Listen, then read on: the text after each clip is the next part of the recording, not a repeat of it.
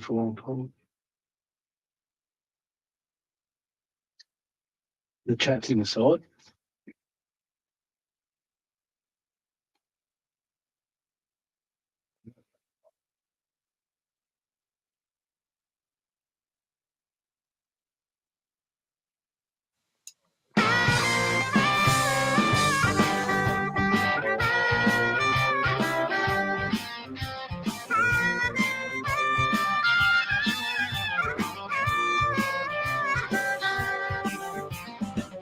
I'm in a room full of strangers. People don't even know my name.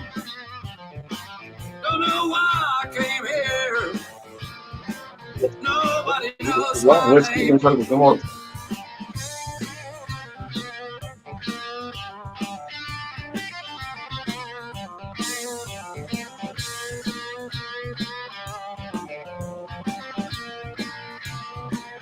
Where's the venue? I'm in a room full of strangers. Where's the building? Nobody seems to care. We do the intro. I may as well not be there. Let us know if the audio's coming through, guys. We're test trialing some songs, so we give you guys music every week, yeah? Give us a thumbs up if the audio's good, your end.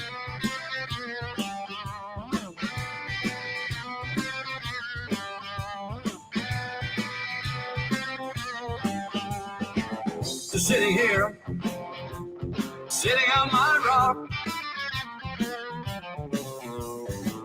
just watching all these people float by. Just sitting here, wondering why. Why can't I ever learn to fly?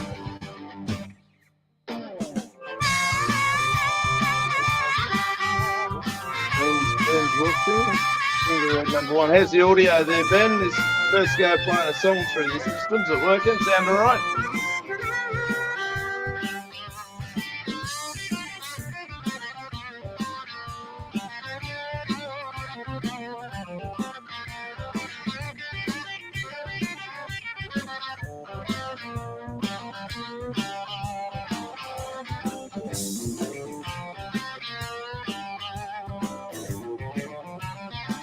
Loud and clear, baby. We're on a winner. So we've worked out a way, guys, that we can have original music play for you each week. Game on. I'm in a room full of strangers. Nobody knows my name. I'm in a room full of strangers. Recorded live. Nobody knows my game. For anybody interested, this is off the Den Divine CD. I was actually promoting this on a little radio station you may not have heard of. That I was previously on. We played this entire album. You can find the CD. Little great music venue up in Queensland called Den Divine. So, if you're interested in any of the songs there, we're only going to try this one tonight in between.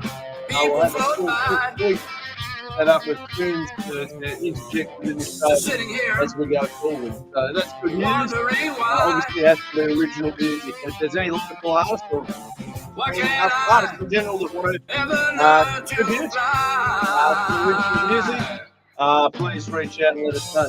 We'll be more than happy to give you a little plug on the program.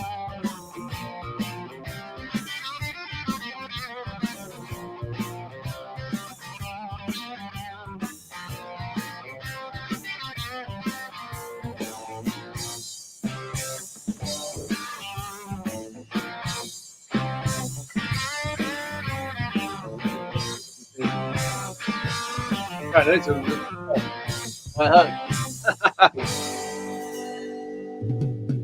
so, ladies and gentlemen, we're off and racing, and we've managed to get some music playing. That was Billy Kay off the Den Divine CD.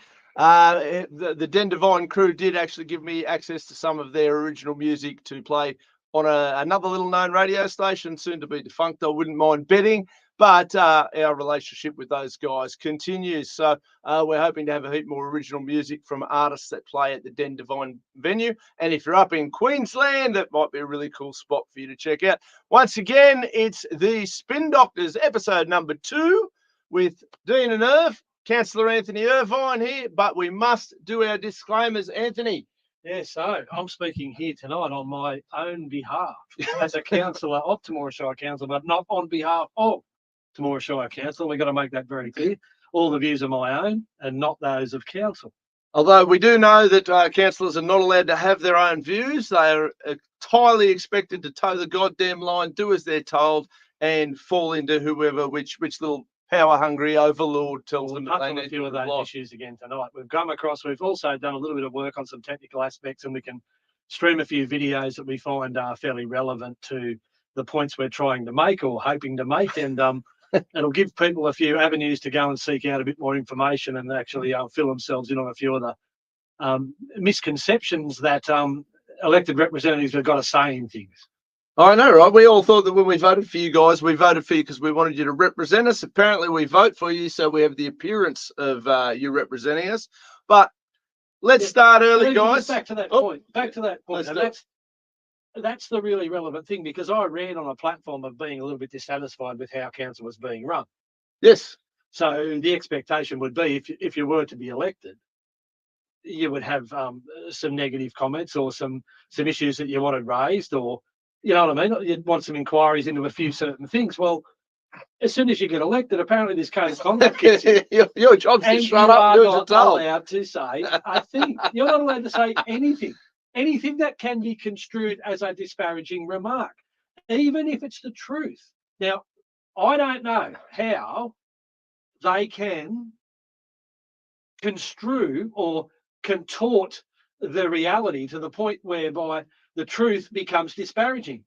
If the truth is the truth and it turns out that you're not reflected in a great light, that's not my problem. No, not mine either. And, I get punched in the face all the time for all of my, ill-gotten gains or nefarious deeds and the like. And I think I cop them fairly well, cop them sweet. A lot of these other guys spend an awful lot of time trying to hide good goddamn everything.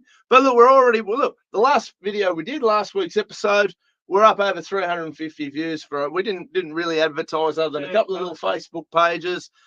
Anybody who's enjoying the content and wants to give us a little bit of support, that whole like, subscribe, share thing, there's a reason that all the characters do it.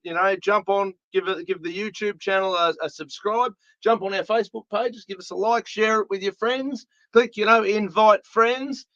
Send it out, because it helps get the message out there. Courage is contagious, and this man's put his absolute neck on the line. I've been putting mine on the line for a little while, but we can't do it without that little bit of support. If anybody's got anything specific that they want raised or investigated or inquired about, absolutely, we're right in the right rule. Well, while we're in a position where we can actually get some information, it's worthwhile. So yeah, that's a critical part of it. Some people look at me and they think I'm just a shit stirrer. They think I've just got to be in my bonnet because I missed out on a job worth $5 and I've got the shits and I've thrown the toys out of the cot and I'm just being an arsehole for the sake of it. Yeah. Now, nothing could be further from the truth. Yes. And part of this whole process is to set the record straight. Absolutely, which you're not supposed to be eligible to do. This was the disappointing part about being denied the opportunity on the not to be spoken of ever again radio station. It did provide an opportunity to actually clarify some of the misconceptions that were being peddled around by others, and that apparently was frowned upon. And they've intervened, and here we are. Intervened, and here we are, and we're going to triple, quadruple, improve the whole show, and they're going to be buggered anyway. So the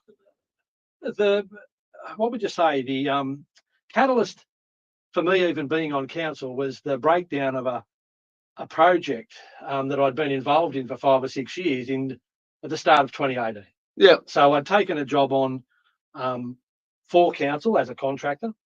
I'd worked in the workup for this project, getting it ready and scoped and designed and specified. And it was an upgrade of an audio and lighting system at the local town hall. So it was a big project. It was a very exciting project and a much needed project because the town hall hadn't had a makeover in that space for a long time. Yeah. And at the time, I had a heap of audio production gear, and I was doing regular gigs there in terms of school productions and local productions, and it was a fantastic opportunity to do. So these guitars on the wall aren't just for show, mate. You know how to strum them a little bit. Oh, sometimes, but not tonight. Where so the breakdown. What happened? The breakdown. Yeah, Good question. the What happened? I don't know, because I had the job. I was being introduced at meetings as the contractor. All of these other elements of it. I've been working in the project continually for 5 or 6 years, and we get to the point where the project's about to kick off, and I'm informed that perhaps I wasn't up to the job, or they were going to bring someone in over the top, or You've got a couple of questions. Oh, I'm good at questions. Question one: was it the first job you'd ever done for this organisation? And no, I worked for them for at that point in time the best part of 20 years. And you'd obviously, if you've been working for somebody for 20 years, you would have to assume they're pretty happy with the quality standard and expectations, not to mention the price points of the work. Well, we'd had a long and relatively amicable Marriage. relationship, and I thought we were providing good product, and I thought we were respected, and I thought and this project it represented an opportunity for me to add another string to the bow, because it was a different branch to spread into, and it was something that I was doing. I had access to people in the industry. We could have called upon any shortcomings in my knowledge.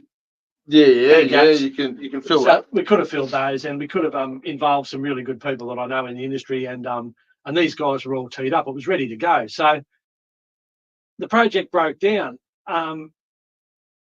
The council went off and engaged another contractor, and basically just left me in the dust. I picked myself up and dusted myself off. Another good question. Yeah. Well, I got you. Local councils obligated to use local businesses for their work, and what's the rules in and around that? Well, I know there's no other signwriter in Temora, but obviously the council. No, the council have got a local. At the time, they had a local procurement policy that said that local providers will be given every opportunity in the purchasing procedures of council. So, obviously, if you can't produce what they want, or if your price, you can't compete. If there's other reasons you can't supply in a certain time frame, there's a few caveats there, because you can't, as a purchaser, yes, a procurer, you can't. As a one-town pony as the only signwriter, if you've got them plus a heap of other jobs on, you may not be able to do it in the time frame. I'm talking about from their perspective. They've got options there whereby if another provider can do something significantly cheaper at a higher quality, then you can't support inefficiency or ineptitude, or hang on, the councils are based on supporting inefficiencies and ineptitude. That's how they exist. That's their entire existence, as far as I'm concerned. Yeah, that's a point of opinion. But so back to that point. So that's where that got to. So at that point in time, discussions were had around all of the work that I'd done in the lead up to this project and the breakdown of, and I wasn't getting some straight answers. And I'd asked a few of the higher powered people at council for some straight answers. We had a number of meetings, and in the end, I issued an invoice for a significant chunk of time that I'd committed to the project over a long period. Yep. And I was informed that they wouldn't. There was no expectation that council would pay it, even though I could prove that I'd done the work and I'd been engaged and you were in the process of. And they knew that I'd been to all these site meetings, and they knew that I'd produced a lot of material for the project, and had significant input into the design of the project. So that was really disappointing. And when that fell on deaf ears and it was basically ignored, and there was almost just what would you say, just a complete disdain or a dismissive attitude, and you're just a shit kicker. Go away and be a shit kicker in your own time. We no longer have need of you. Yeah, you're gone. Yeah. And that was really disturbing. And I was really at a low point at that, because a lot of as a small business person, it's all about relationships. Yes. And it's all about building trust with clients. And it's all about getting that engagement so that the client trusts you with their project and you trust them, that they respect your opinion, and then they trust that you will give them good value for money. And it's all this, big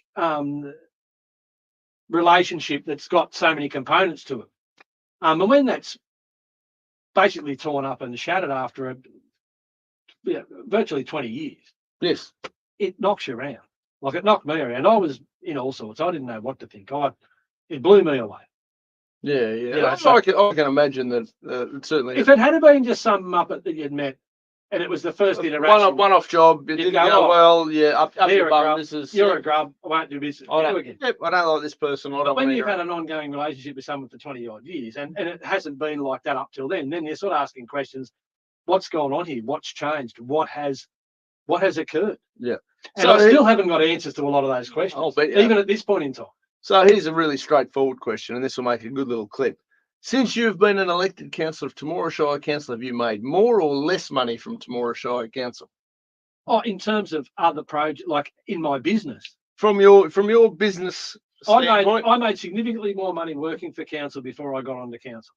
Yes. But we have to put that into context, because the reason I'm on council is because of a breakdown in a relationship. Oh, absolutely. But you also, for the general public out there who sit there and go, they just get into these cushy jobs, and then they feather their nest, and lay it all out. That is true in an awful lot of circumstances. A lot of councillors, politicians, state, federal, across the board will absolutely get in there, feather their nest.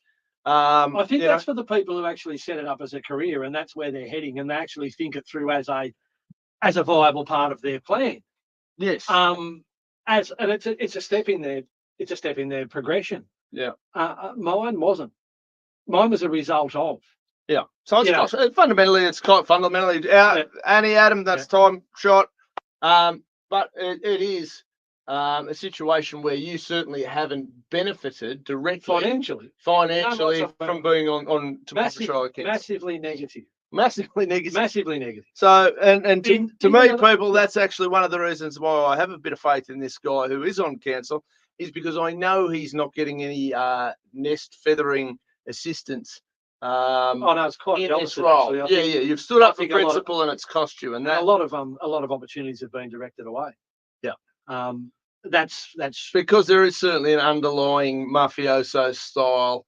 I know you're not allowed to put it that way. That's how I'd put it. Is once you're persona non grata, there is an underlying hint of do not do business with this guy if you want to be friends with our club. There's certainly parts of the process that we used to enjoy a good working relationship with have disappeared. Yes. Doors have closed, and it's been a very difficult existence in that space. Fortunately, you got some absolutely shit hot clients who are brilliant and well, this is the thing.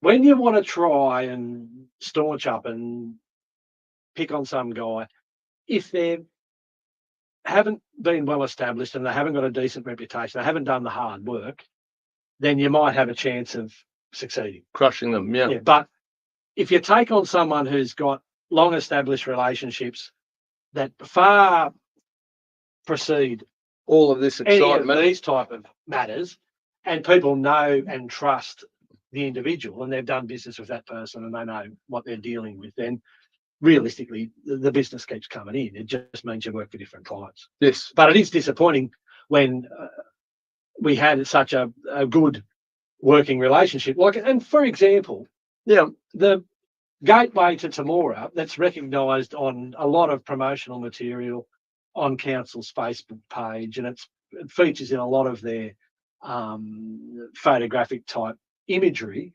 is the Temora sign at the Bundawarra Centre, the Temora Rural Museum. Yep.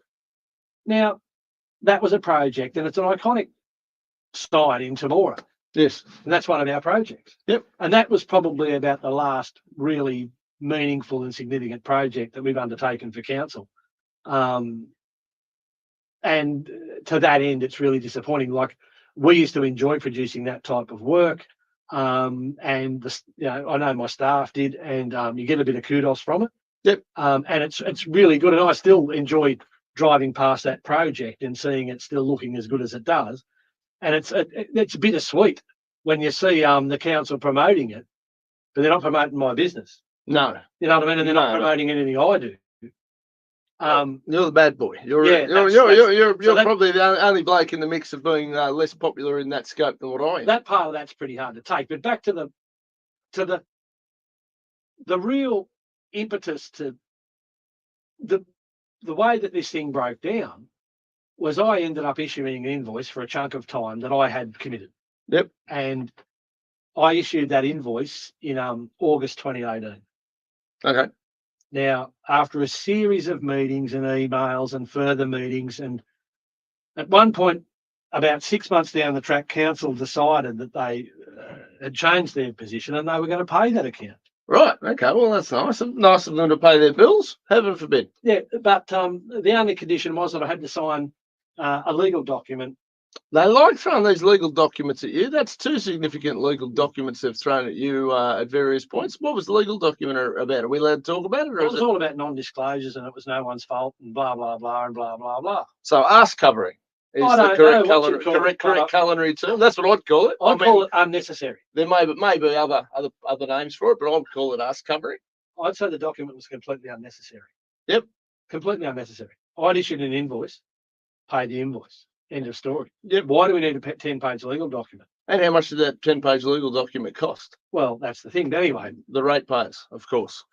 So that was given to me and I considered it. And my response was, why do I need to sign a 10-page legal document in order to get paid for work I've proven I've done? Yep. So made sense to me. And I think most people who've ever run a small business or who have ever done work for somebody on a contract basis, if you do the work on time, you do what you're obligated to do, you expect to be paid in fair and reasonable time. And if you've made the decision to pay the man, pay the man. Pay him, yeah. I don't care if it's in a brown paper bag full of cash. In fact, I'd prefer it. You don't need a 10-page legal document. So anyway, that was one part of it, and that was quite disappointing. But one of the least savoury parts of this whole process was about 3 weeks later, where I was visited by a senior member of council, and they had a cheque for the full amount and a one-page legal document. And they insisted I sign the one-page legal document in order to obtain the cheque. Now, I was very disappointed in that interaction because you'd expect from experienced people that, in a sensitive matter that had been discussed for a long period of time, that they would give you a heads up that they'd like to have a meeting and they'd give you a bit of a foreshadowing of what was to be discussed. Yeah, you might need a lawyer if you're going to interact with us on this basis. But not even that, just purely, we'd like to see you, we'd like to pay you, we've got a one-page legal document we'd like you to consider. Here's the legal document prior to the meeting for your consideration. As opposed to, here's a check or a bag of cash with it was a check. If you want this one, you've got to sign this one. That was fundamentally it. It was like, sign this and you can have this. And that meeting. That reeks of bad faith. But that meeting, there was no email organising it. There was no phone call to say, how about we get together? There was nothing. It was a random lobbing up to your shop. Random turned up at my office on a Friday at about 1:30 in the afternoon when everyone's flat out in a tradies business. The argument of Friday, trying to fix all the lies you've told all week about when stuff's going to be ready. And all those. Be ready by Monday. Yeah. Oh shit! Yeah, I do get in every tradie, and everybody who's ever been in business for themselves knows the hustle. I felt really let down by that whole approach, and it was bad faith. It was a very poor attempt, I think, at just trying to basically bushwhack an individual and just get the job done. So the same response went back in relation to that second legal document. Either pay me for the work or bugger off. Well, which is fair call, yeah. And the response was, "Oh no, you misunderstand. It's purely for audit purposes." Oh, I can imagine. As a matter of fact, you can write your own. Yeah, right. Okay, so we've gone from a 10-page legal document to a one-page legal document. Now I can write my own. Here's a napkin. So over the course of the following week, I wrote my own, and it was called a receipt. Yes. So, and then finally, in August 2019, I picked up a cheque for the invoice that I'd issued in August 2018. Yeah, right. 12 months to get paid. Yes. Yeah, that's pretty impressive. And I don't know how many hours it took. It took hundreds of hours. I can imagine. And To you get should to have that been point. billing them by the hour. Oh, you know. Mate, I couldn't get paid the first amount, let alone the second amount for what no. it took to recover it. And now look what it's costing you, because here we are having this fight with these clowns. Yes, but, and this is the thing, money is important. It's only one scorecard. It's Money's only one important. factor. But if you can't live with yourself, Yep. money means nothing. Oh. What's the point of having $5 million if you're a grub? Yep. And everyone thinks you're a grub, and you're a grub, and you can't go anywhere. You've got no friends. No one respects you. No one wants to hang with you. What's your money? Your money, can't buy me love. Yeah, it doesn't work. It is just In and of itself, look, it's just numbers on a screen. It means it can't make you very happy. so. All right. So your outcome was you put your hand up. You're going to go and run for council. You got second. Yeah. most. So anyway, no, just that. Yeah. Just to tie that up, Yeah. that whole thought is that's why, not for some two-bob bullshit got me nose out of joint over a 30-second thing. No. No. I worked on a project for 5 or 6 years and put in huge amounts of time and effort, got shafted, and then put in a very reasonable invoice for payment for that, and then got shafted again with a proverbial legal gun to your like head. triple Yeah. pineapples. Like, no way. That anyone who thinks, like, I know blokes, one fella said to me, he said, "Oh, when are you going to let it go?" And it's like, don't shit me.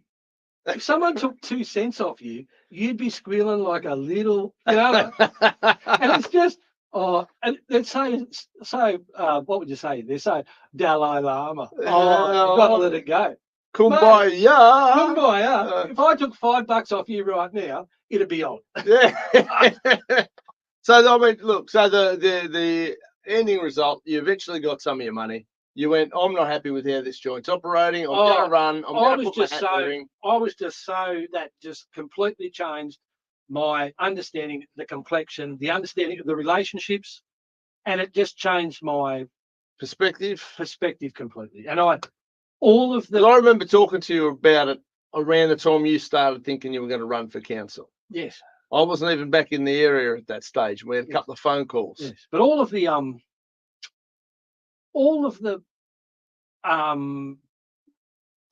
preconceived ideas that I had about these individuals and the way they operated were completely shattered. I turned to these people expecting some integrity and just some real some honour, some pride, decency. some decency and some understanding. Look, this is what's gone on. This is what I've done. Here's the proof of what I've done. If you want to spear me, if you want me out of the project, pay me what you owe me, and I'll go. And your problem, yeah. Right. I wasn't happy because I'd done a heap of work in the project, and for all intents and purposes, it was my project. Yes. Even another part of it that's really hard to swallow is the fact that after the project was done, guess who did the first production in the new venue? Oh, well, it wasn't me, I'll tell you. It wasn't me. I can help put together these sort of projects, but that's about as it. So after all that and all that bad blood and all that ridiculousness, I end up doing the first show in the venue. You know what I mean? And it's just like, and it was a headache. Yes. And it's still a headache. I've got shows booked again this year to do. You know, I've been doing shows every year since they reopened it. Yeah. And it's always a pain in the behind because the facilities that they've provided aren't conducive to someone with the equipment that I've got trying to put on the production, the type of production that I need to put on. Yeah, right. You know, it might be okay for certain productions of a certain level. Yep. But what they've provided certainly doesn't cater for what we were doing prior. And that's the major disappointment because what I had intended to fit out into the place was something that would carry that level of production. So I think the community's been shortchanged, not by the provider, you know, by their specification that, you know, and I consider it just a half-assed job, like really what they've done. And they've left themselves some glaring issues with future production and, you know, contingencies and sort of backup. If they have any sort of equipment failures, they're really at the mercy, and it'll be a showstopper. Whether, you know, they haven't built any of that into into the situation. So that part of it's really disappointing. And there's just no consideration of the production. Yeah. When they do an upgrade, they spent the best part of $1 million on that. You know, you're going to hurt my head as soon as you start throwing around money that's been spent on these things. The best part of $1 million on the refurbishment of that town hall in about 3 separate stages. And so based on that, and the accessibility for load in, load out has been degraded at every single stage to the point where someone who wants to lug in now, an individual who has to actually roll stuff in, have to pull up out the front and load onto the footpath and then come right through the whole front of the building to right up the back of the hall to the performance spot. Is it going to be up to standard from when we hold debates for upcoming council elections and we invite all candidates to come down to the town hall, even if I've got to rent the bloody thing myself, unless they're going to ban me from renting it? I'll pay it. Yeah, no problem at all. I'll pay it out of my council. And anybody who thinks that they're going to put their hand up to run for council, all of you, I vote you should be coming on down and putting yourself on public display and answering questions to the good folk of Temora who are forcibly obligated to pay rates and vote for you people. I think every single one of you should be on a public platform willing to answer questions directly. I think the town hall might be a good spot for it. I'm more than happy to host if I'm not running. I haven't decided yet, but I might nominate just in case I do decide to. We'll see how that plays. Well, and we're getting soon find someone to run it. Yeah, like I say. Oh, look, not a problem at all. And we are, while we're going, we've just received a couple of messages from people in the crowd, which are really nice. Apparently, we're far more interesting than home and away. I don't know if I'm as pretty as some of them Sheilas on there. I'm telling you, my wife is a home and away fan, and they have got it going on there. There's stuff. It's a very exciting place. Summer Bay's wild. Summer Bay is wild. I have a lot of stuff going on. There's far more going on in Summer Bay, and it would warrant a big newspaper. You'd reckon that they'd have a big newspaper and a big Shire Council. You don't often see the Shire Council people getting mentioned at Summer Bay. No. But to those people who do tune in weekly, we've got a sorry I'm late, boys. Howard, how are you, mate? Good to see you. Look, thank you for tuning in. It is important that we acknowledge you guys because what we're doing here is a little bit out of sorts, I guess, out off the cuff.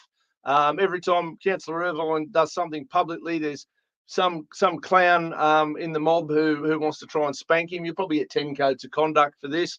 There's no doubt that they'll be coming. They'll be in the pipeline. Oh, look, the bedwetters are watching. We know they're watching. We know they're having a good time sitting around in their nappies with their dummies, looking very, very upset, sucking on their bottles. Speaking of codes of conduct, and this is the big disappointment. And we're going to, because we've got the ability. We've got the ability, yeah. Well, we hope you guys will have to let us know with feedback as to how well it plays through. Yeah. We can't see that side of the game, guys. I suppose we should start with the big news locally this week. Well, which is what's going on at Cootamundra and Gundagai Regional Council. Yeah. So anyone who's a local government observer in the area will know that Cootamundra and Gundagai were the result of a merged council. And it's been a very uneasy merger, and they've resented it from the get-go, and they've always been adamant that they want it out right from the start, and they were forced to merge. Yeah.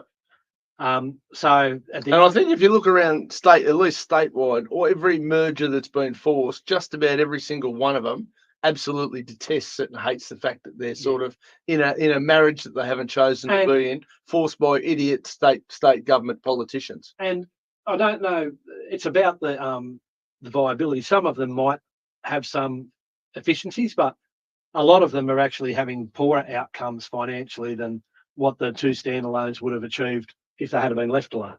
Yeah. They might not have been in the black, but they wouldn't have been in the red as far.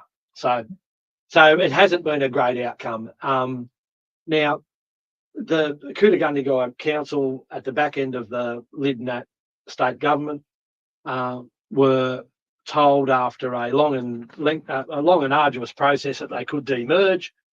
And Wendy Tuckerman was the Minister for Local Government at the time. I actually ran against Wendy Tuckerman when she got elected. I was only sort of, I'm not going to say paper candidate because I've always gone in there and thrown shots. But she's a member for Gold. The election she got elected in, I actually ran for Liberal Democrats that year against her. I mean, I don't run to get elected. I run because I like debating these people and putting forward alternative arguments. Nice enough lady. I'm not sure where she's based. I think she must be obviously in that area somewhere, but she was mayor at Burrawa. Yeah. When Burrawa was a standalone council, and Burrawa was the result. It got merged into Hilltops Council with Young and Harden. So yeah. So and they're having their own rate rises and all Yes. sorts of nonsense going on at the moment as well. They got some financial issues. Now, Wendy then went on to become the All these councils and governments with financial issues, they forcibly take as much money from people as they want, pretty much, and they don't have a money issue. They don't have a how much income issue. They don't have an income issue. They have a spending issue. They spend worse than the bloody Rich Housewives of Melbourne or wherever the friggin' hell these TV shows are. The council and government issues have nothing to do with how much income they've got coming in. Everything to do with they spend like drunken sailors without the respect. Yeah, it's bloody hard work. It is hard work, but the difference between running a small business is you have to do all the outlay, buy all the equipment, buy all the materials, pay all the wages, pay all your outgoings, produce the product, and then if you're real lucky, you'll get paid. No, you'll get paid. Now, councils, on the other hand, have got a budget. They know what their income's going to be. Yes. Okay. Because it's forcibly removed from people. So if we're getting $100 and we spend 110, okay, we're going to make a loss. Yes, and it is really that simple. It is that simple. You know what you're going to get. Yeah, absolutely. It's so easy to say, cut. Okay, there's our. That's what we've got. We need to work out what we can afford to spend, what is worth spending money on, and what the hell is actually our duties and responsibilities. Money, get rid of it. Absolutely. Council should not be in business anyway. It's so counter to what the average business person goes through. Yes. And it does my head in, as we all know. Like, it just absolutely fries my brain that we're in this position where we've got to listen to these councils, and they're all going broke all over the country. What's the story with Kiama? How much are they in the hole? We spoke about Kiama the other week. How in the poo is Kiama City Council? Kiama Municipal Council have been the subject of a performance improvement order from the Office of Local Government. Right. What does that mean in English? Well, performance improvement officers are bluey. Right. It's a speed and fine. It's you've been a naughty council. You need to pull your socks up. Yeah. Performance improvement order. Yep. Now, they can come in a lot of different forms. It could be about governance. It could be about a lot of different things. This one was about financial management.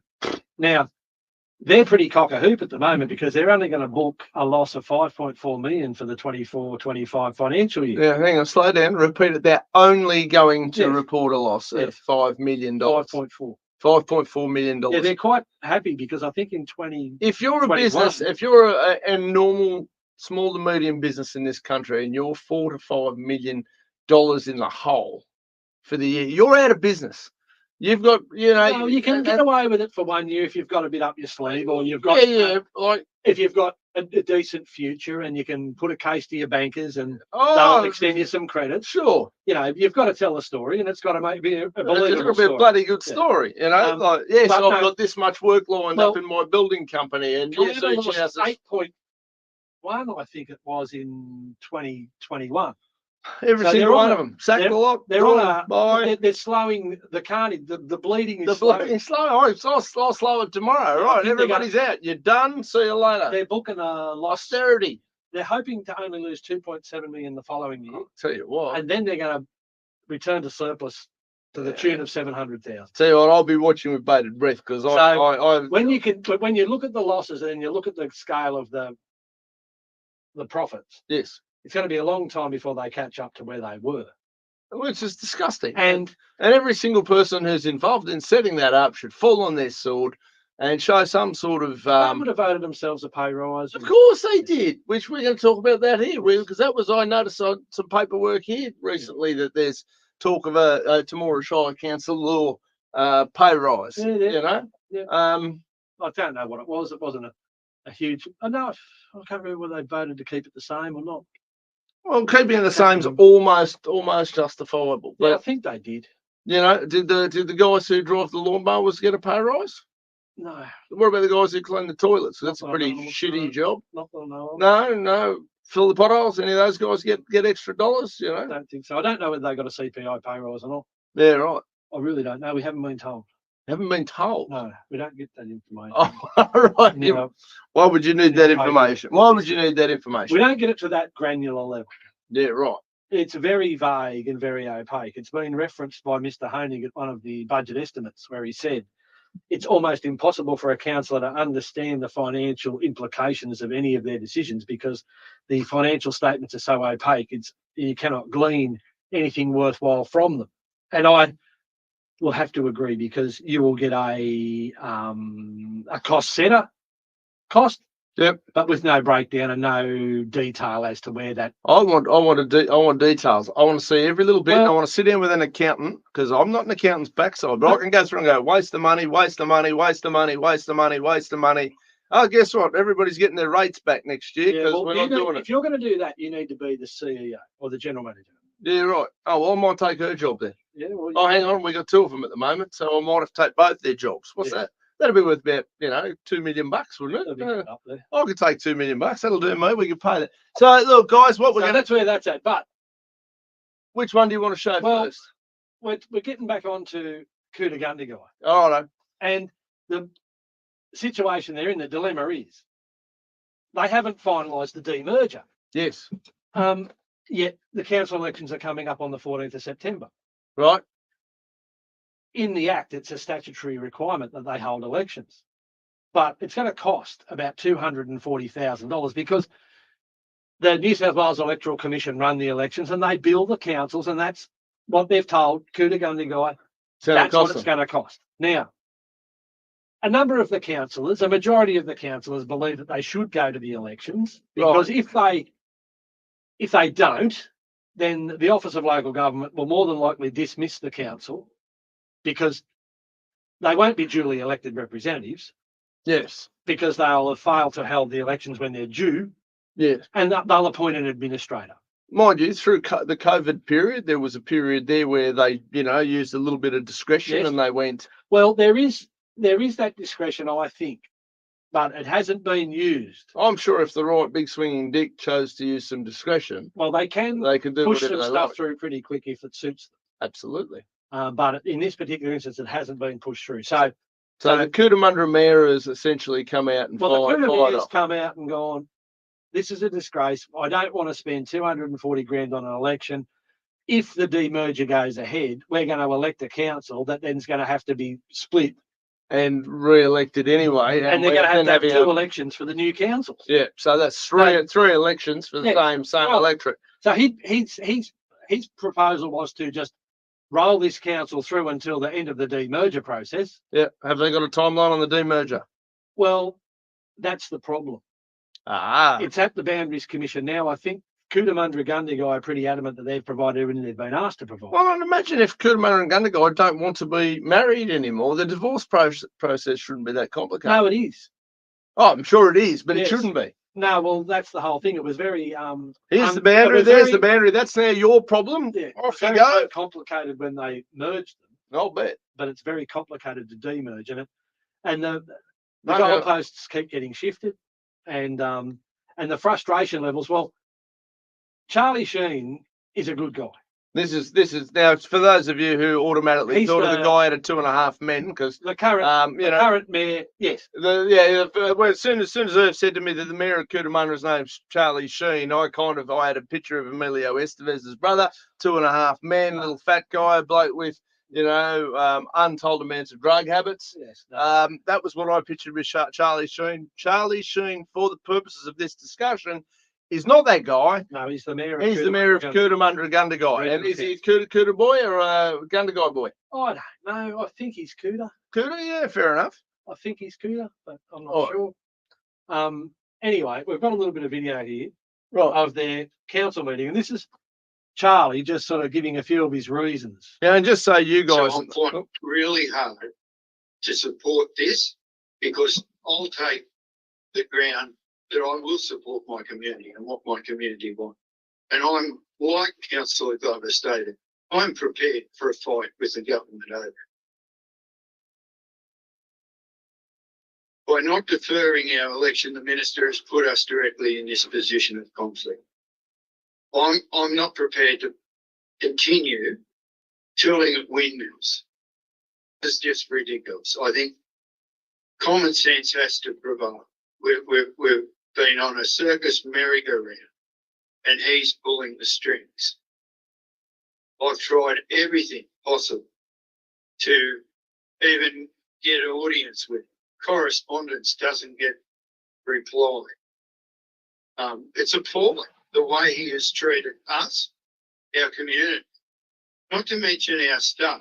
Like, I think of many staff members who have left here, left their careers in tears purely because of the situation we are in. And if this bastard is prepared to prolong that, I don't want to be any part of it. I don't want to be any part of it. So I'm completely opposed to this. He's asked us to do a lot of things. We've done it. We've delivered what he's done. But this one, no. He could have deferred election, as he did state when he was down here. He had the power to do that.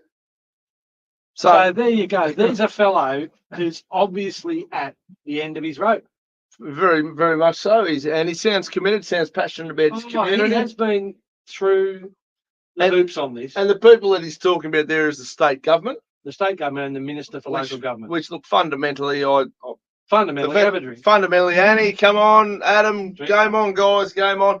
But look, I oppose the existence of 3 layers of government. I think there's too much government. We all know that. I'd like none, but I'm fair dinkum enough to say, look, we should really abolish either state government or local governments. We don't need both. I think that's a load of crap.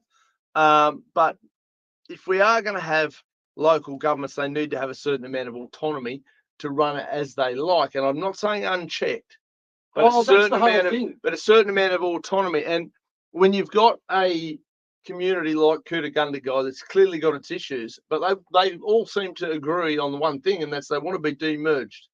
Now, if you want to be married, don't want to be married, and they don't want to be married to you, it really, really isn't then up to this bozo up in Sydney to go, well, hang on a minute, you're going to stay married until I tell you otherwise. It's fun. It's like, I was going to say an F word there. It wasn't the one that's going to make the guys drink. It's really wrong. Yeah. And I think it's overreaching. And for this bloke turn, I don't know Charlie Sheen. I couldn't pick him out of a police lineup either. My interpretation of it is, I thought, my perception before I got onto council was that councils had a lot more say in the determination of their direction. Well, I think most of the general population would feel the same. You've got to say, but I think a lot of this is being driven. A much more accurate portrayal would be that the local government is just an arm of bureaucrats employed by the state government with a puppet governing body as a facade to give the impression that the populace has some sort of a voice. Yeah. Now it sounds very cynical, but it's about as accurately as I can portray it, because I can see that it's very difficult when important things. The state government's got it all in their court. If there's a significant development going on in someone's area, the state government can classify it as state significant development and take the planning approvals process out of the hands of the local council. It's as silly as a Murray cod in a car wash, and I'll tell you why. Temora's got its current issues. Gundagai Kuta has its issues. Kiama has its issues. Hawkesbury has its issues. Wingecarribee, rattle them off. Wingecarribee's been it's Central Coast. Councils. Find me a functional council somewhere in this state, and they don't exist. It's nonsense. Wingecarriebee was completely dismantled, pulled apart. Darling might have been under administration for 8 Yeah, years. I know that. I remember because Mum's up on the Central Coast, and at one stage there they actually had a letter. I got to read this letter from my mother, which had my brain on fire. Basically, where they've admitted we were doing illegal things with your money, and now we're putting your rates up to cover the cost. And not one person fell on their sword, because these people have no courage. They have no conviction. They have no honour. They are Also, absolute there's no parasites. there's no copper. No, There's a perception there that in the normal community, if you stuff up, you get slapped. yes. You get dragged before a judge, and it takes them no time. Your feet are off the ground. If you're in a small Slap, enough slap, community, slap. you get slapped Yeah. on the front page of the little local slap, slap, Eagle. slap. Here's your punishment. Yeah. Away you go, and you're sort of, oh wow, that was. Shit, that hurt. Oh, Yeah. probably, oh, well. Now, the best example of that, and I was only looking it up today, Darryl Maguire, Yes. the ex-state MP for Wagga, Yeah. tied up in a visa rorting scheme back in the mid-20 the 20-aughties. So 2013 through to about 2018. Yep. Also notorious for an affair with the Premier. premier At the at the time, Gladys from the bean about chicken. 2013 through to about 2020, and basically kept that affair secret, but also Well, would you really brag about that? but also pressured the Premier to assist with maybe some of the business issues that we're and this is arising. all come out of the Operation Dasher report from ICAC, investigation from ICAC, and the Operation Keppel investigation from ICAC. But now, Mr. Maguire is facing some charges on the visa tampering Well, it's charges.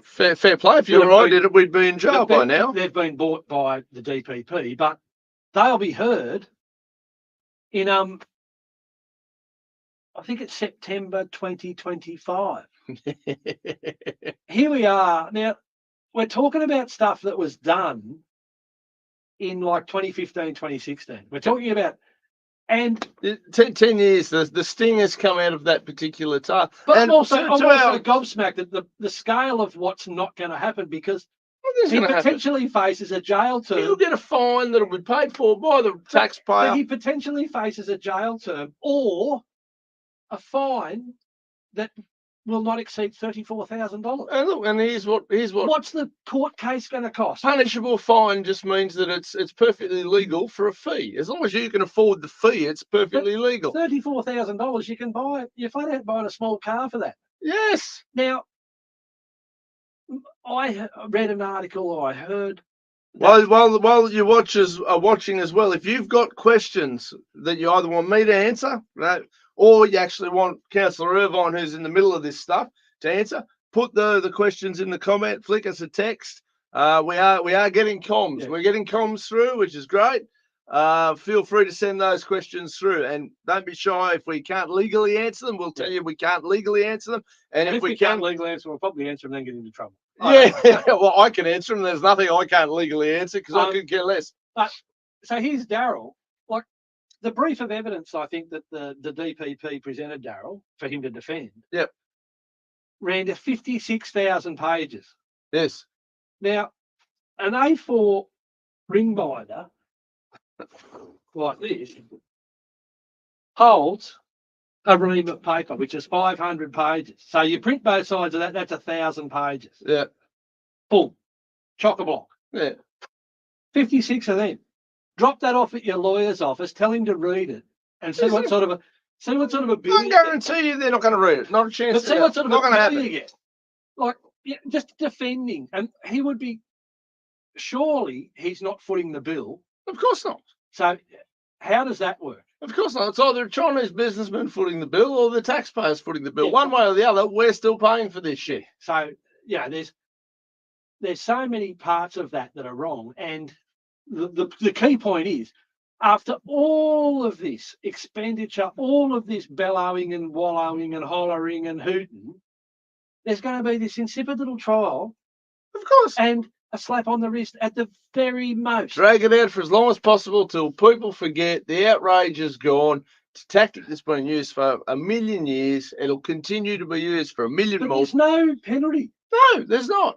Like, If you're in the club, you get to do what you like, and they will drag it out. I guarantee you, he made a hell of a lot more money out of that bloody issue then he's ever going to pay in fines. And that goes for Darryl Maguire, that goes for any other potential mayor or... That's where you look at someone like Eddie Obeid, who did actually do some proper time, and you wonder just how many people's toes he trod on to end up with, because Eddie clearly stopped sending those little brown envelopes around. But it's almost, it's so unusual to see someone actually get absolutely that level of punishment. He clearly just got to the point where they had to do something. And I guarantee you, whatever cell he was sitting in, it was the prettiest cell on the block.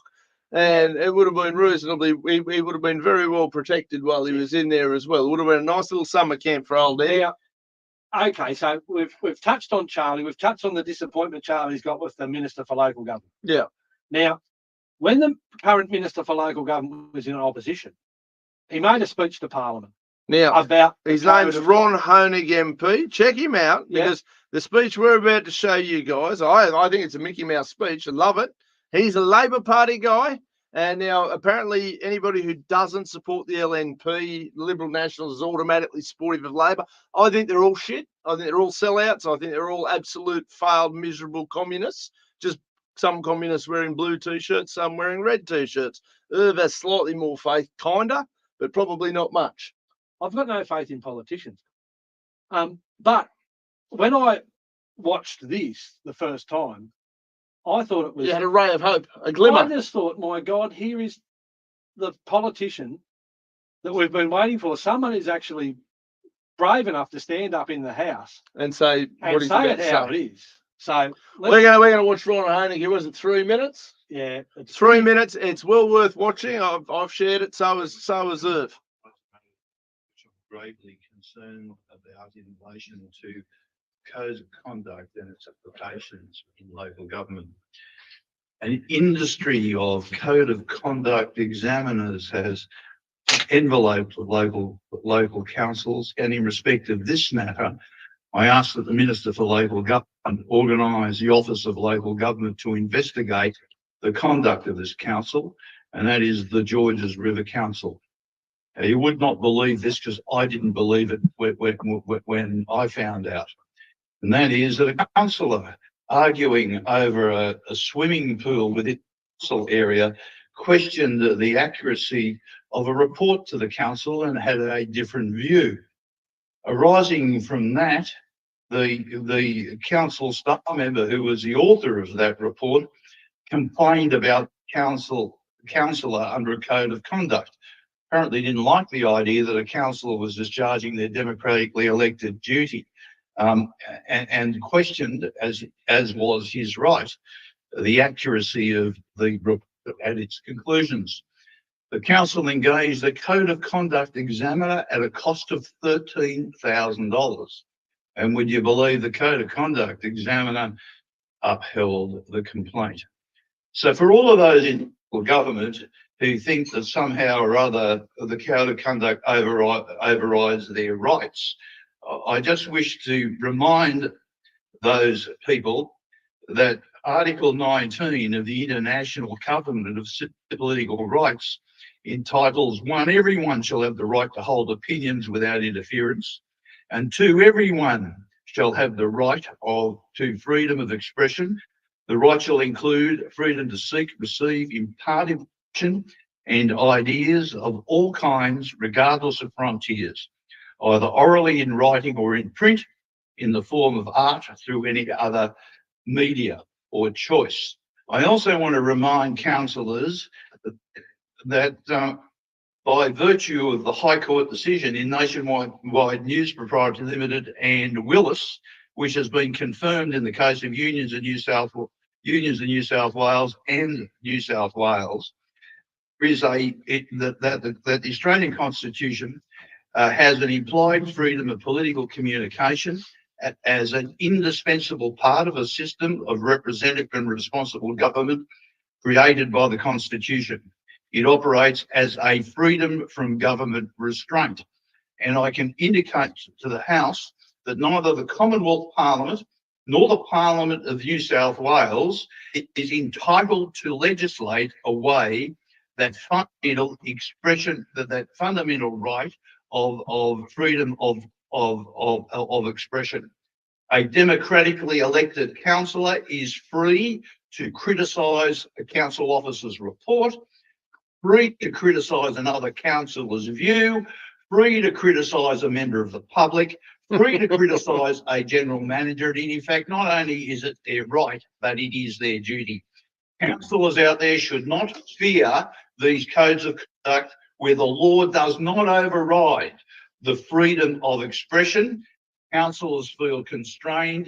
They are the vital third tier of government in Australia, and they need to understand no bureaucracy or code of conduct overcomes their rights. So firstly, I would say the only part I disagree with him there when he says it's a vital part of the bureaucracy. But, you know, look, we're stuck with them whether we like it or not. But here, Ron Honig on that particular speech. Yeah, that Codes was of in conduct. opposition.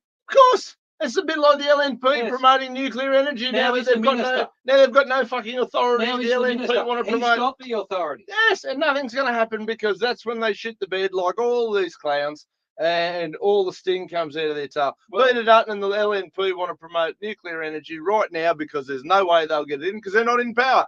By the time they get in power, they'll have forgotten all about it and it's not going to happen and it's a pipe dream. Bit like Ron's, but that speech absolutely meant something. Yes, it was something actually inspiring and to actually give a councillor hope. Codes of conduct No. are bullshit. Well, it gave a councillor hope that there was going to be some upholding of what If I run, I want 20 codes of conduct week one. That's what I'll expect. people think. That's what the people think. The people think exactly what he just said. Yes. That's not the reality. No, it's not. And he's in charge of the reality now. Yes, and you know what he'll do? And Sweet it's not fuck all. changing. Yes, he'll do bugger all. We all know He that. started off, he said, I can do this in 3 months. Well, you know, I'll do it in 3 months. Not a problem at all. I'll see ya. I out had the a gate. meeting with Charlie Sheen, Mayor of Mayor of Coonabarabran Coonabarabran, yeah. Regional Council, earlier this year. And at that point in time, he was quietly optimistic. Yeah. Now, he's at the point now of calling that Once- MP, Mr. Honig.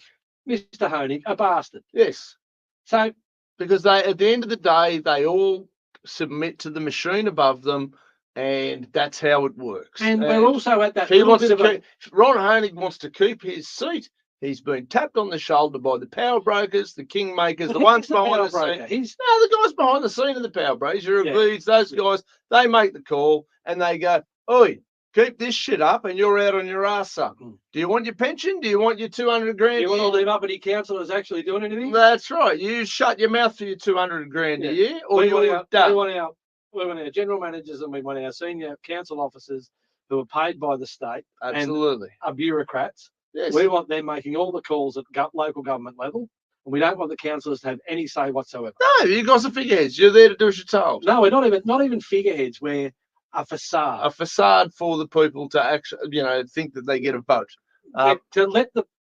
So the populace thinks that they've got a say in the running of their affairs. Yes, that's a delusion. It's nonsense. It's But an illusion. that speech, ladies and gentlemen, is sort of what we should be. Well, this is the That's whole where thing. that's where we ideally should and would be if any of these people had a backbone. Now, that's true, but you have a situation where a councillor at Kiama Council was censured under a code of conduct. She didn't muck around. She went straight to the Supreme Court. Well, sometimes you got to just take the head off the snake. Yes, but it would have cost a huge amount of money. Yes. And she obviously had a sound case and good representation and good advice. Yep. And she won the case. A bag full of cash helps. Well, I don't think she had that. She had to crowdfund. Somebody. Oh, okay. She crowdfunded. Well, Yeah, that's she a bag full- crowdfunded still some a of bag full of cash. Yeah. it. She crowdfunded some of it, so she had a lot of supporters. Good. And to her credit, she rolled the dice and was fortunate enough to get the result. And now Kiama Council, who is this one that's going to book a loss this year of 5.4 million, have got a legal bill somewhere in the vicinity of between say $400,000 and $600,000 relative to that matter. Now, the reason she got the code of conduct, and this is the most outrageous part, we're talking about a legal bill to the council or to the ratepayers. Yes. Ballpark, we'll call it half a $500,000. billion dollars. She gave an interview to ABC Radio and she expressed her own views and didn't agree with the views that were trying to be put forward by council. Trying to be rolled out. Yeah, the group think that must roll out. $500,000 later. Yep. Like, how disgusting is that? Now, if you've been keeping up with my Facebook page, I've had a couple of posts up the last couple of days about Hawkesbury. What's Hawkesbury going on in City Hawkesbury? Council. Where's Hawkesbury? Now, Hawkesbury's up near, Well, it's that'd be just north of Sydney there. north, just, Barrera, yes. that type of area. Yeah. A good friend of mine, Nick Samios, ran as a candidate for Barrera, I believe. So that'd be up around that Hawkesbury area. Yeah. So there's a fellow up there, Eddie Jumbrassi. He's an immigrant studying in England, a really textile engineer, I think. Pretty clever guy, passionate about small business. He got elected to Hawkesbury City Council, and then he's forthrightly advocated for an inquiry. There was apparently a failure of a part of their sewer system, and the council engineers estimated the repairs at about $2.7 million. Yeah, right. And apparently it's blown out to something approaching $40 million. Well, sounds perfectly reasonable because it's not their money. They don't care. Now, Eddie has also been subjected to multiple codes of conduct. They're using them just to muzzle anyone who wants to ask a hard question that they don't want to answer. It's amazing the response you get when you put these responsibilities in the hands of people who pay no price for fucking it up. There is no price for these councillors making these decisions. What price do they pay? Worst case scenario, they don't get elected. Back to what Ron Honig said. You've got a code of conduct investigator paid by the council. Yes. It's pay for service. What are they going to deliver? What the council wants them to say. That's right. Of course he was, to no one's surprise, the code of conduct investigator upheld the complaint. Yeah, shocking. Well, of course, you're not going to get another gig, are you? No, you're not going to. Yeah, it's your money, your income relies on your ability to toe the line, do as you're told, and get that call back. Eddie didn't muck around. Tim Webster, you remember him? He used to be on Channel 10, I think, when it was actually a viable TV station. Yeah, well, that's holding on by a tooth, along with a few other local media outlets that are not far off being deceased. Anyway, they did a segment on Monday afternoon for 15 minutes on local government and the upcoming elections. And Daria Turley is the boss of Local Government New South Wales, the chair of that, and she was on, and she's a councillor out at Broken Hill. Right. So obviously she'd be a fairly pragmatic type of individual. You'd have to hope that so. Part of the world. Anyway, Eddie rang up because he wanted to have his say. So I've got a little bit of audio here. Eddie's a bit of a live wire from what I could pick up when we were listening. I have tried to get Eddie on the phone. I've done a little bit of research because what we're going to start doing is inviting some of these guys in. We can stream them in so we can actually share some of the other fucking nonsense that's going on all around the world. Well, just so that people don't feel as though Temora's special. Special. Not special. This stuff is going on everywhere. And it takes courage to go into it. Eddie from Hawkesbury. Wouldn't you? Daria first. Oh my goodness, you have to do it because you're passionate about your community. Because when you realise, and I always call the first term an apprentice term, the first term when you complete it, you realise that you have made like a marriage in some ways, and you're in for it for the long haul, and you have to stand up, and your community will respect you for it. All right, getting a lot of response to this. Eddie from the Hawkesbury. Hey, Eddie. Good, David. Hi, how are you doing? What have you got? Oh, I joined this council 3 years ago, and I was told that I'd get only 3 or 4 votes, which I came ahead of Labour. From the first day that I walked out this council, what kind of a mumbo jumbo? We have people, the Hawkesbury Council and the other council, it's a business, isn't it, Tim? When money changes hands, it's a business. And we have councillors, with absolutely no idea what's happening. only recently we have lost $40 million, 1/3 of our budget, on a project that our own engineers, own maintenance people, own infrastructure people, they worked it out. It was worth 2.7 million. And me exposing all these things, they sanctioned me, both Labour and Liberal, because I stepped on their nerves. They reported me to the local government for termination, for sacking. I don't know what's happening. I don't know when these people are going to wake up. I don't know why. The best thing that, both Labour and Liberal did, they divided the country. At council level, people are, under the, they think that, they are going to vote for someone in state government. It's not. It's local issues. We collect 120 million and spend it on a road, on potholes, or whatever you name it. And unfortunately, people, they hate each other so much. As long as the other one doesn't get in, that's okay. All right, Eddie, I've only got a couple of minutes to the news. Well, there you go. Now that's Eddie. Eddie's on the Hawkesbury Shire Council, and he's had a gutful of being ripped off. And he did point out the Uni Party are only there to ensure that the other mob don't get elected. They don't actually care how they do it, and they're as bad as I'm often asked if Temora Shire Council is a woke council. Is that my issue with them? It's not that they're woke. No, sometimes you feel like giving them a shake to wake them up. It's the I think we are a little bit. It's the agrarian socialism around here that fries my brain. But there are these extreme woke councils that do my head in, and then there's this other side of it where this really old control freak, hyper conservative. To be honest, I think most of it's a facade. It's a controlled conservatism. It's not even really. What have they conserved? Realistically, and that goes for these old style conservatives everywhere. They're not really conserving much other than it holds the thing back. It throttles expression, and it throttles new ideas. And and on the other side of it, then you've got these green woke lunatic complete dead shits coming out with all sorts of crazy nonsense on the other side. And at the end of the day, I want to see all these councils get back to what they're designed to do. Collect rubbish, fill potholes. I don't care if you wear drag when you're voting on whether we allocate 50 grand to that road or 50 grand to that road. But let's just talk about the roads. Let's not talk about drag story time at the library. We don't need. Well, there shouldn't be a drag story time at the library for the children. If adults want to go and watch drag shows, more power to you. Let's go nuts. Fill your boots. Yeah. Do it if you like. Stay away from the freaking kids. It's really not that complicated. Yes. Let the kids work out what they want to do. Kids will work out their own shit as they go. Yeah. Look, it's out of control, some of this stuff, but councils just need to get back to the real fundamentals of running councils, ideally under budget.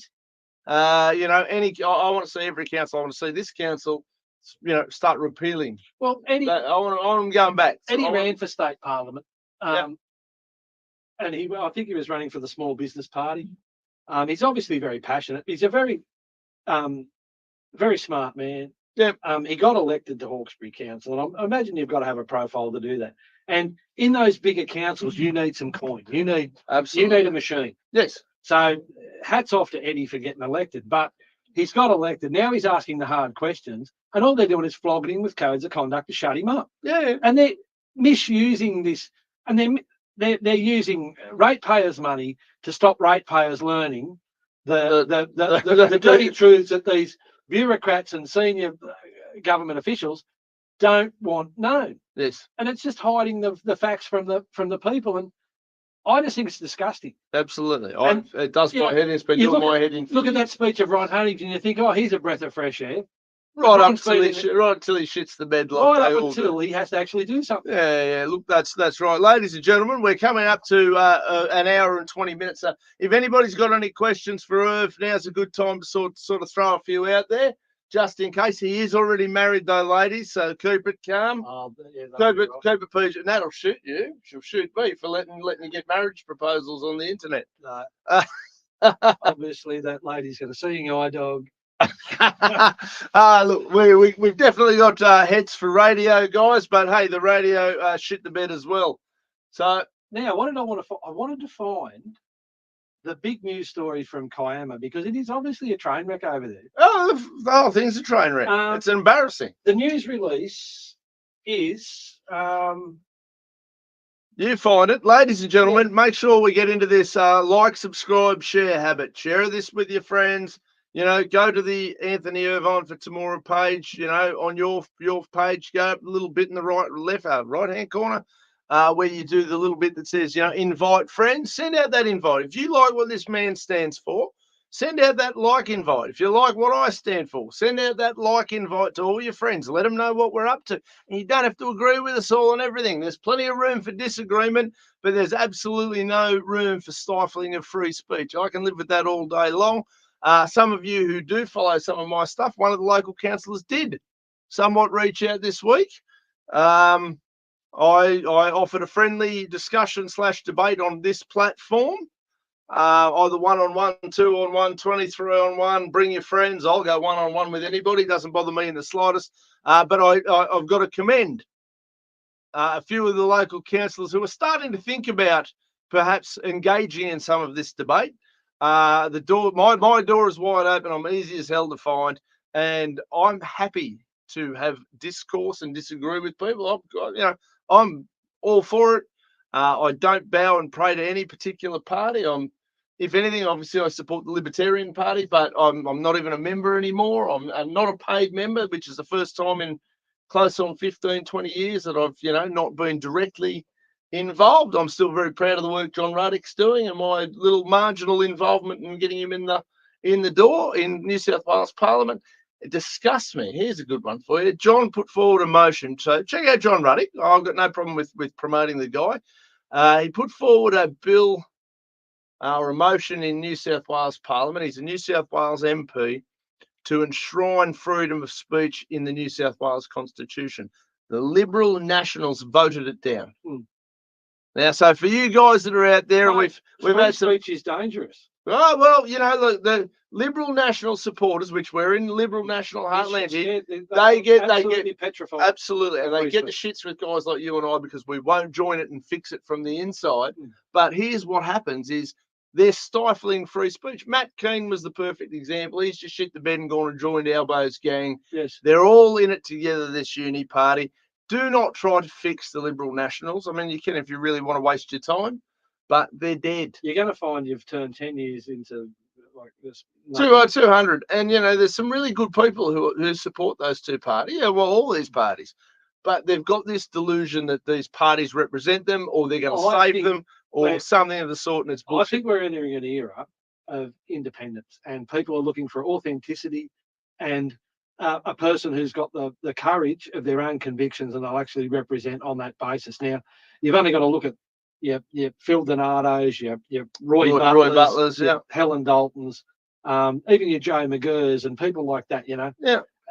The leader of the opposition, the Liberal opposition in the state government, flew down to Wagga to meet with Joe. Yeah, hasn't that caused an uproar? Wes got his little nose. Yeah, that's all the crybabies. They're throwing their toys out of their pram as well. The last little bit of tie-up for local government news tonight, for sure, is Kiama. We're back to this basket case that is Kiama. This is the one that lost the Supreme Court. Yeah, I can't, baby. We need far more of that, but they lost the Supreme Court court case over their code of conduct to one of their councillors, and they've copped the bill for that. They're running at massive losses, but they're piling in here. Kiama Council CEO has referred 3 councillors to the Independent Commission Against Corruption.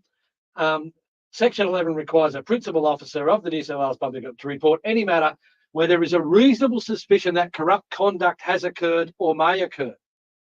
So the referral follows some matters brought to light during a land and environment court proceeding in the matter of Vortex Developments Proprietary Limited, trading as Planex Environment Planning versus the Council of the Municipality of Kiama. So that was on the 1st of July. So that's fairly fresh, still smells fresh.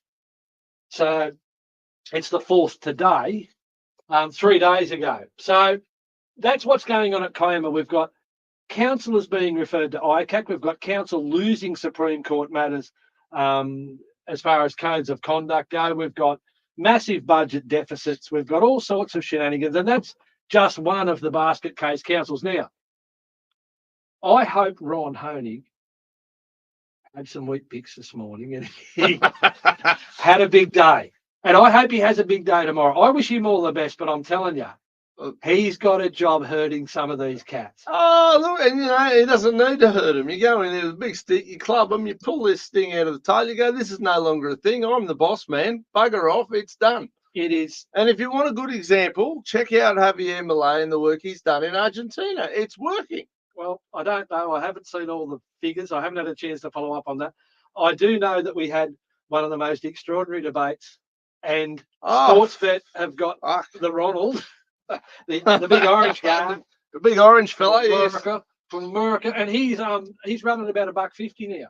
Well, he was always $1.50 2 years ago. He was always going to win. If they could lock him up, put him in a jail cell, he's going to win this thing from jail if they lock him up. Shortened considerably after the debate. Oh, well, look, let's be fair. Poor old Joe. What would he say at one point? He goes, I don't know what he said, and I don't think he knows what he said. No. That was fundamentally the entire outcome of the debate. Yes. You got two fucking pensioners who arguing over the golf score. Yes. Want to be leaders of the free world. They should all be, both of them should be in Greenstone Lodge. We're going to have some lunatic, let's be fair, Joe's not running. They're going to bump him off. He's going to have an accident. They're already. It's, and I called this on a radio show that, used to be on a radio station that'll be defunct along with most of the rest of them soon enough. It was a pterodactyl. Pterodactyl FM. Well, pterodactyl FM.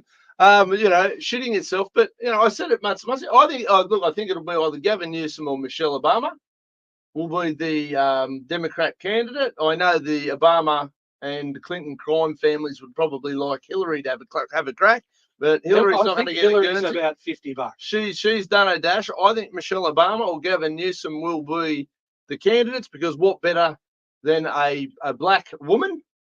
They desperately wanted Hillary to be the first female president, and that's that whole real left identity politics-driven thing. They're going to absolutely chew up to have a woman as the first president, and particularly to beat Donald Trump. Oh, look at that, how exciting. It's funny, though. And she's black, so you're like going, she ticks two of the identity panic boxes. You go over to Europe, though, well, and there's some women being elected, but not because they tick boxes. No, because they're bad bitches. Kick asses. Yes, absolutely. So Georgia Meloni or whatever, she's great. She could be one of my next wives for sure. In France, Marine Le Pen's come out all firing. Nigel Farage is getting a big run over in the UK again, which why he went on that stupid game show in Australia's got me baffled. He should have just kept doing what he was doing. But you can also understand, I've been pretty active for about 15 years. When I stood down at around the last state election when John got elected, I certainly wasn't disappointed to take a back seat.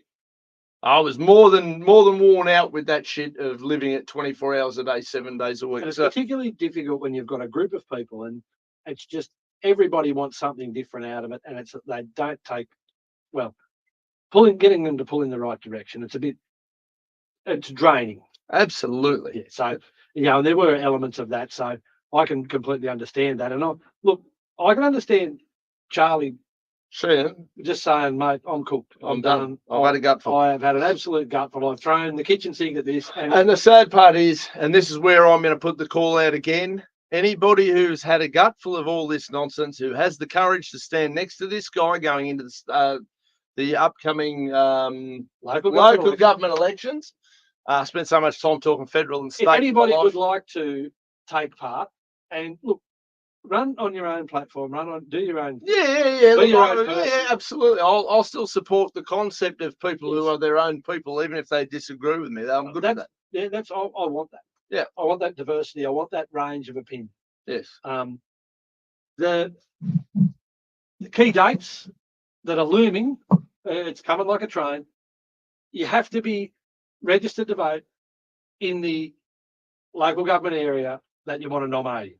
Yep. So, and that has to be done by the. So make sure you're on the electoral roll where you want to run. Yeah, you can't. It'll be one of those bump miles. If you turn up and you think, I'm going to run for council. Poor old Penny Scott in the federal election. Didn't get her paperwork done, missed out. She's been campaigning for 6 months. So, 5th of August, you have to have your address correct. Yep. And then you have to be nominated on the roll in the local government area where you want to run. And nominations for the local government elections open on the 5th of August. And I think it might be, say, at 9 a.m. They are going to have an online nomination, and it's supposed to Event. it's the forms are supposed to be rolling out early this month. Yep. So if you can, get on them forms. If you're not sure or you're a bit unsure about it's how to all on do the New it, South Wales electoral. we're happy to help. Oh, I'm more than happy to spend some time with whoever it's easy. filling out the forms. Yeah, it's easy when you've done it. It's easy when you've, that way Yeah, inclined. it's not hard to But do if it. you're It's a just lot of somebody support. who's, we're happy to throw some support behind some people to get some paperwork. The other filled key out. date, so nominations will open on the 5th of August. Nominations will close on the 14th of August at 12 noon. And they will Not not take it 12:01. 12:01. There's there's no That room is to move just in this caper. That's not how they 100%. play. The dog can eat your homework, all those excuses. They couldn't give a shit. No, they don't. Ask poor old Penny Scott at Yeah. the federal election, They don't care. they do not care one iota. Ladies and gentlemen, again, like, subscribe, share it with your friends, hit those likes. It's really important. It helps us get that little bit of traction, and it feeds the algorithm. I'm not a tech head, but that's what all my tech head friends tell me. It's about feeding the algorithm, and that gets the message out. So, if you share this video with 10 friends, and they share it with 2 friends, then that actually gets more traction on all the pages. I'm buggered if I know how it works in real terms, but that's what I'm told. Yeah, they just got some little gremlins in there that say people are talking about this stuff. Oh, Yeah. So, ask questions on the page. We really appreciate it. I do want to see this man re-elected. I want to see him in there with some support. And by support, I don't mean people who are just going to agree with him on everything, but just people who are going to go in there, stand on their own merits, run on their own policies, and have some courage Have a themselves. functional council. Have Proper debate proper debate, and points of view. honest debate. And look, and there won't be any bullying if I have my way, because I'm not going to stand for it. I'm done standing with any of that shit. That game's over. Ladies and gentlemen, this is Dina Nerve's Spin doctors. Spin Doctors. I think we've busted some spin up tonight. We've I've- cured some. We've cured some for sure. Yeah. So Absolutely. I don't know. It's pretty contagious though. It's spreading through the community. Pretty contagious. I'm going to try and line up a guest, but one of the councillors we've spoken about tonight, maybe I might even see if Glenn Floyd from out at Orange wants to come on, or Daria Calander from down in Victoria, because it's happening down there as well. It's happening everywhere. But look, we'll try and get some guests in now that we've worked out that the music does work. We can do that now. We know how to do it. I can set it up so that we'll have an ongoing stream to break up the program, and you can get up and grab a beer, or you can do a few more shots if that's what you're doing, guys, while you're watching the program. Ladies and gentlemen, thanks for tuning in. We'll be here again next Thursday night, 7:30 till about now, so 9 o'clock, hour and a half's plenty. Yeah. And of course, keep an eye out on our direct Facebook pages if you're happy with the content and what we've been up to. And do not forget that like, subscribe, share with your friends. It's really, really important, guys. All right. Catch us all next week. Have a great night. Yeah, have a great week.